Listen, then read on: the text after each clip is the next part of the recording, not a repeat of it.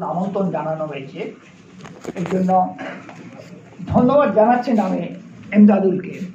আমার আন্তরিক ভালোবাসা তাকে নিবেদন করছি। আজকে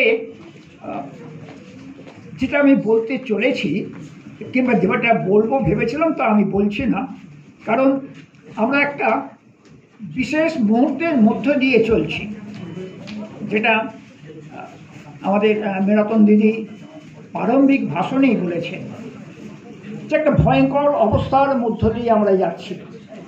সব দিক থেকে একটা অবক্ষয় আমাদের প্রায় গ্রাস করে ফেলছে, সেটা সামাজিক, রাজনৈতিক এবং ধর্মীয়। সবচেয়ে দুঃখের ব্যাপার, এইসব ঘটনাকেই একটা ধর্মীয় আবরণে মুড়ে দিয়ে তারা উস্কানিমূলক প্রচারণাও শুরু করে দিচ্ছেন একটা বিশেষ রাজনৈতিক মহল। এবং এই অবস্থায় উনি যেমন বললেন আমাদের রুখে দাঁড়াতে হবে, রুখে তো দাঁড়াতেই হবে। আমার মনে হয় এই রুখে দাঁড়ানোয় আমাদের প্রধান হাতিয়ার হওয়া উচিত বিশ্বনবীর জীবন এবং জীবনে তার বাণী।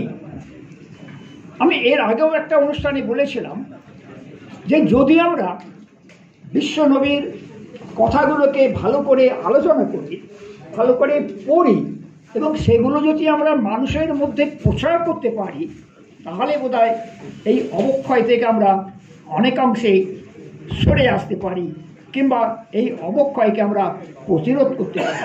অর্থাৎ প্রতিরোধ করার ক্ষেত্রে আমার মনে হয়েছে প্রধান হাতিয়ার হওয়া উচিত বিশ্বনবীর বাণী এবং তার জীবন ও জীবনী। যেমন ধরুন আমি বলি, এই যে নারী নির্যাতন, বিশেষ করে কলকাতার ঘটনার পরিপ্রেক্ষিতে রাজ্য, ভারত এবং সারা পৃথিবীতেই তোলপাড় চলছে। তো এই নারী নির্যাতন এটা তো হঠাৎ হয়ে যাওয়া একটা ঘটনা নয়, এটা আমাদের যুগ যুগ ধরেই চলে আসছে।